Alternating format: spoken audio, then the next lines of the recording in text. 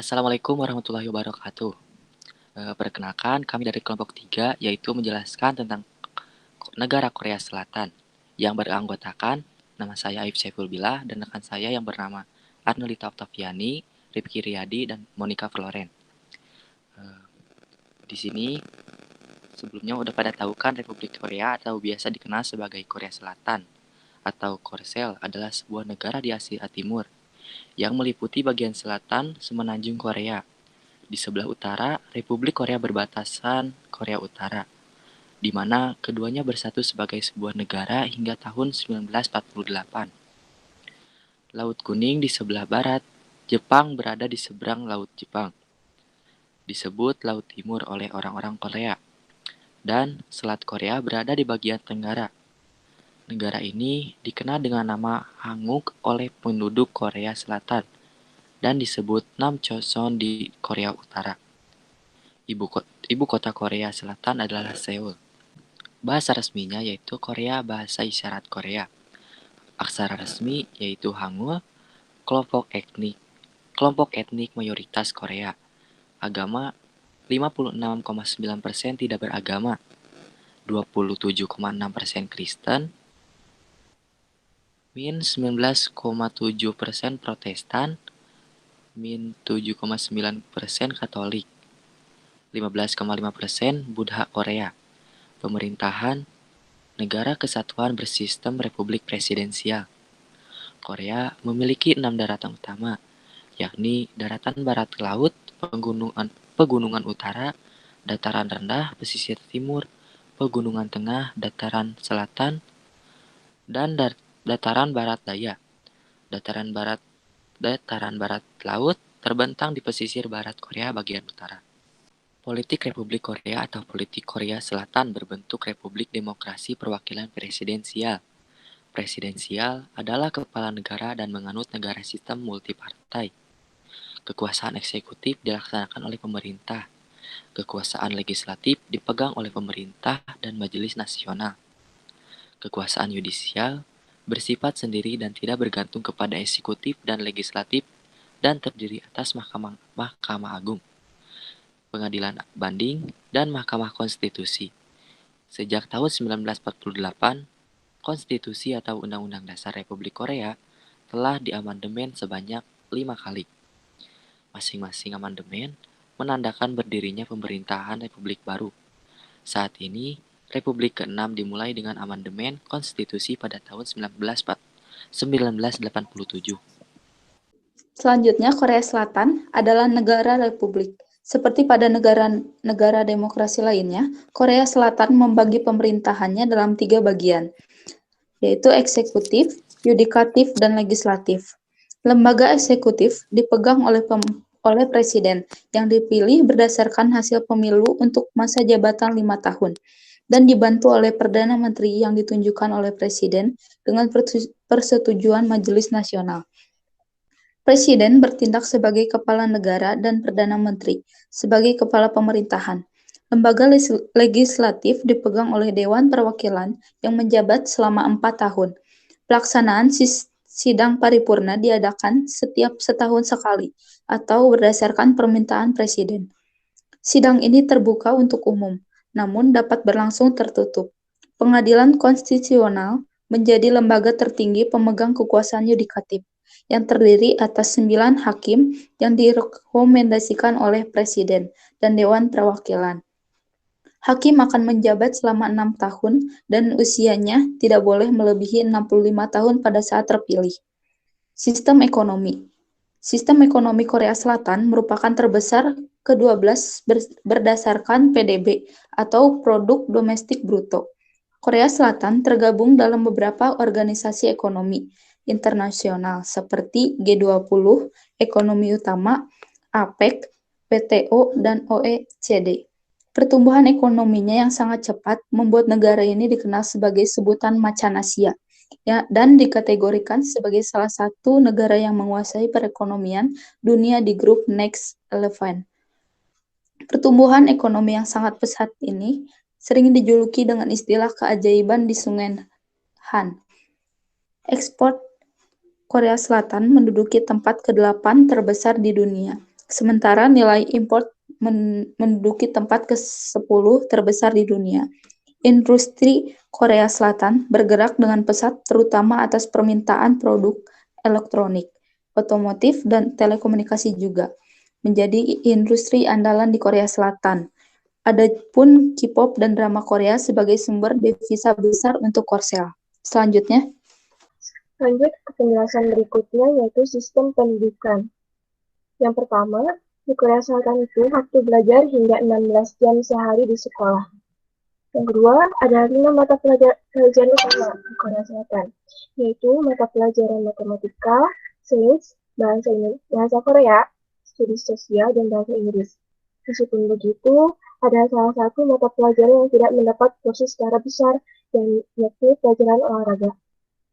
Saking tidak diperhatikannya, banyak sekolah yang tidak memiliki fasilitas gimnasium yang layak. Dan yang ketiga, memiliki akses internet yang lancar jaya. Yang keempat, guru dijunjung tinggi di Korea Selatan. Saking dihormatinya, guru dianggap ada di posisi tertinggi selayaknya orang suci. Hanya itu, guru-guru di Korea Selatan juga sangat tegas dan keras dalam mendidik siswa-siswinya. Bahkan, masih banyak guru yang memberikan hukuman fisik kepada siswanya agar mereka dapat memahami pelajaran yang diajarkan dalam kelas. Yang kelima, sekolah full sampai hari Sabtu. Yang keenam, siswa wajib mengikuti bimbingan belajar. Yang ketujuh, fasilitas pendidikan sangat lengkap. Lanjut ke sistem kesehatan. Kesehatan merupakan hal yang penting dalam suatu pekerjaan. Badan yang sehat mampu meningkatkan produktivitas seseorang, sehingga apabila produktivitas meningkat, pendapatan akan meningkat, dan hal ini berpengaruh positif terhadap kesejahteraan. Hal-hal tersebut diperlukan dalam bekerja, di mana jumlah produktivitas individu dapat bergantung pada kesehatan penduduk. Kesejahteraan penduduk dapat diukur dari tingkat pendidikan dan kesehatan yang nantinya juga dapat dilihat pada Indeks Pembangunan Manusia atau IPM. Asuransi kesehatan di Korea patut diancuri betul karena sama suksesnya dengan asuransi di kesehatan di Jepang, di mana masyarakat malah akan merasa rugi ketika mereka tidak mengikuti asuransi kesehatan. Ada dua jenis asuransi kesehatan di Korea Selatan, yaitu asuransi dari pemerintah dan swasta.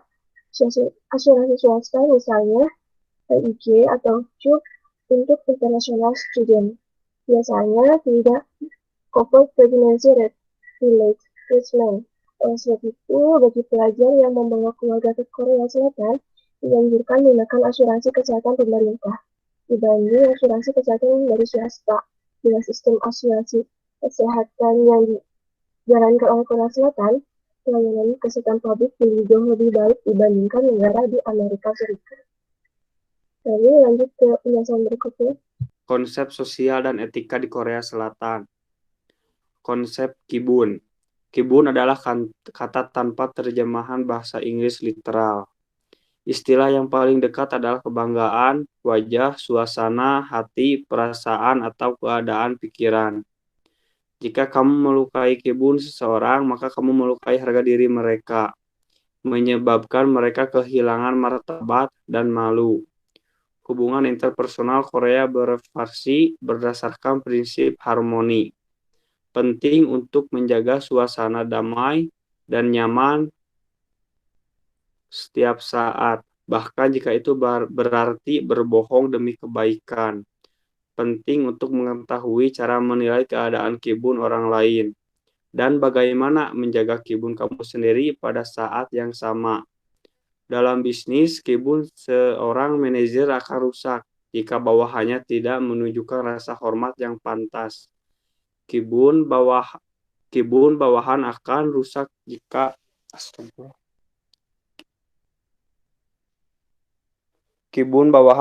rusak jika manajernya mengkritik di depan umum.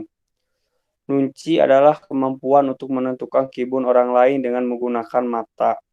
Karena ini adalah budaya di mana harmoni sosial sangat penting. Mampu menilai keadaan pikiran orang lain sangat penting untuk mempertahankan kibun seseorang. Nunci dicapai dengan melihat bahasa tubuh dan mendengarkan nada suara serta apa yang dikatakan. Penanaman. Di Korea Selatan, posisi nama adalah kebalikan dari budaya Barat. Nama keluarga sebagai nama depan dan nama asli sebagai nama belakang dianggap sangat tidak sopan untuk menyapa orang Korea langsung dengan namanya aslinya. Memanggil mereka harus memakai embel-embel seperti tuan, nyonya, atau dengan menggunakan jabatan profesional mereka dan lain-lain. Next. Hal-hal yang tabu dalam budaya Korea Selatan. 1. Jangan mengenakan sepatu kamu di tempat ibadah atau rumah orang. 2. Jangan menginjak furnitur. 3. Jangan makan atau minum di tempat umum sambil berjalan. 4. Jangan letakkan ibu jari di antara jari tengah dan jari telunjuk kamu sambil menggepalkan tangan karena ini adalah tindakan cabul. 5. Jangan gunakan tinta merah ketika menulis surat. Ini adalah simbol kematian dan dicadangkan hanya untuk menulis nama-nama orang yang sudah meninggal. Itu dianggap sial dan menunjukkan kamu berhak kematian pada si penerima. 6. Jangan berdiri terlalu dekat dengan orang yang pertama kali kamu temui. Next. Budaya. 1. Mengkonsumsi kimchi. Orang Korea sangat menyukai kimchi dan makanan ini dengan hidangan lainnya. Yang kedua, pakaian hanbok.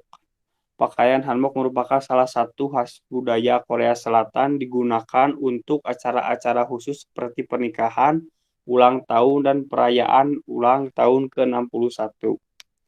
Yang ketiga, hanok. Hanok adalah sebutan untuk rumah tradisional Korea Selatan. Yang keempat, jajan street food. Saat di sini hari jajan pinggir jalan di Korea Selatan, street food yang biasanya dijual seperti tteokbok, penekuk daun bawang, fajeon, tempura, kimbap, bongfang, Korean free dog hot, cumi-cumi dan gurita kering, dan masih banyak lainnya.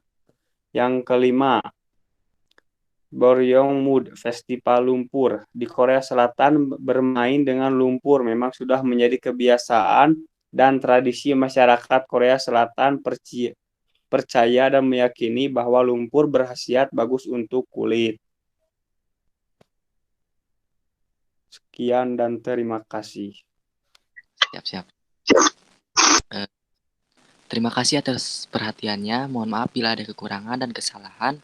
Mohon dimaafkan. Sekian. Wassalamualaikum warahmatullahi wabarakatuh. Waalaikumsalam.